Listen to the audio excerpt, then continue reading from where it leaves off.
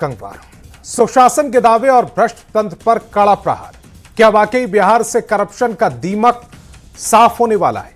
क्योंकि पटना से लेकर छपरा तक इस वक्त सिर्फ दो ही शब्दों की गूंज सुनाई दे रही है, क्राइम और करप्शन पर सीधा प्रहार। बिहार में इन दिनों सरकारी बाबुओं और टेंडर माफियाओं की रातों की नींद उड़ी हुई है। स्पेशल विजिलेंस यूनिट यानी कि एसवीयू की ताबड़तोड़ कार्रवाई ने पूरे प्रशासनिक अमले में हड़कंप मचा दिया है।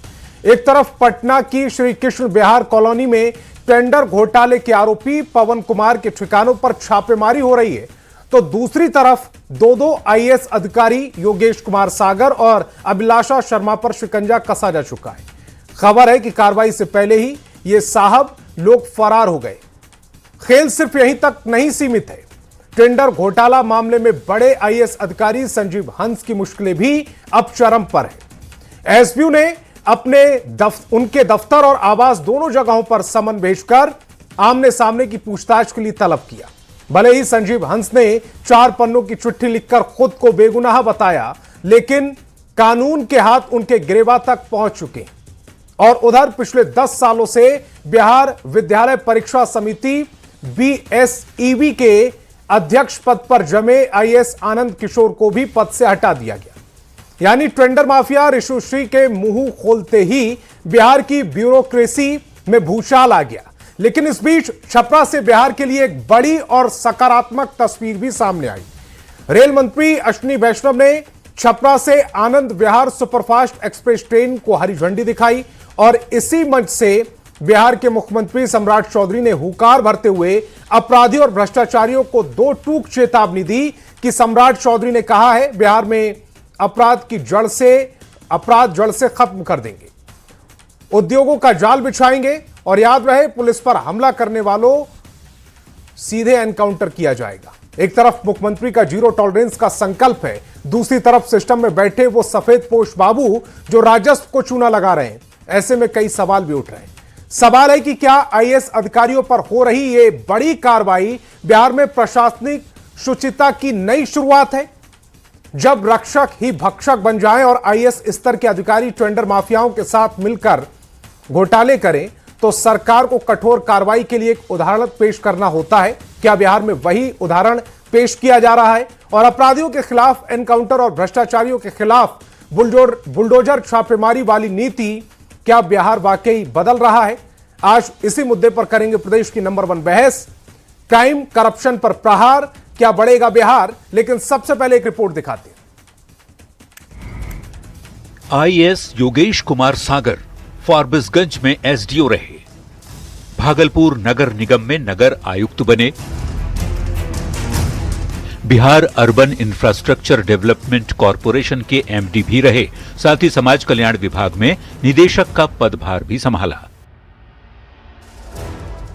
आईएएस अभिलाषा शर्मा सीतामढ़ी की जिलाधिकारी रहीं, वित्त विभाग में संयुक्त सचिव रह चुकी हैं, जीविका परियोजना में वरिष्ठ प्रशासनिक जिम्मेदारी भी संभाल चुकी हैं। अब बिहार के सबसे बड़े टेंडर घोटाले में इन दोनों घुसखोर और भ्रष्ट अफसरों को निलंबित कर दिया गया है, पर इनके भ्रष्टाचार की कहानी अभी पूरी नहीं हुई है। शुक्रवार को भी एसवीयू की टीम ने योगेश कुमार सागर और अभिलाषा शर्मा के साथ ही टेंडर घोटाले के मास्टरमाइंड ऋषुश्री के करीबी पवन कुमार के ठिकानों पर एक साथ छापा मारा। टेंडर घोटाला मामले में सरकारी बाबुओं पर लगातार शिकंजा कसता जा रहा है।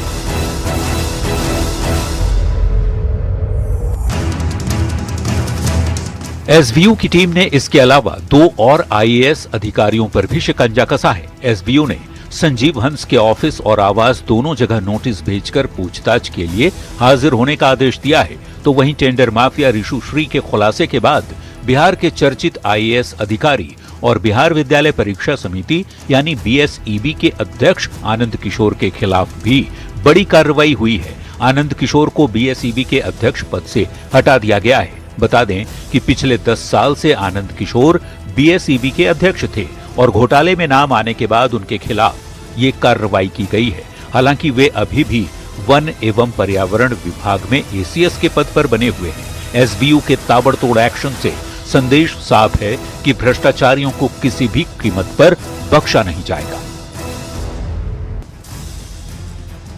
बिहार में क्राइम और करप्शन को लेकर अब सरकार कॉम्प्रोमाइज करने के मूड में कतई नहीं है। टेंडर घोटाले के मास्टरमाइंड ऋषुश्री से भी एसबीयू की टीम लगातार 3 दिन से पूछताछ कर राज उगलवाने की कोशिश कर रही है। देखना होगा कि जांच की आंच और कहां तक पहुंचती है। पटना से संवाददाता अमित कुमार के साथ ब्यूरो रिपोर्ट, न्यूज़ 18।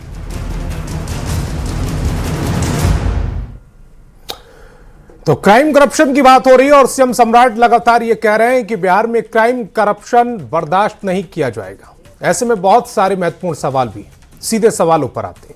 सवाल है कि टेंडर माफिया पर शिकंजा क्या सरकार ने उदाहरण पेश करने की कोशिश की है? ये अच्छा उदाहरण है। सवाल ये भी पूछेंगे कि क्या आईएएस अधिकारियों पर ताबड़तोड़ कार्रवाई से जनता के बीच पॉजिटिव मैसेज जा रहा है? क्या भ्रष्टाचारियों के खिलाफ बुलडोजर छापेमारी वाली नीति से बिहार बदलेगा? एसबीयू की कार्रवाई बिहार में प्रशासनिक शुचिता की क्या नई शुरुआत है?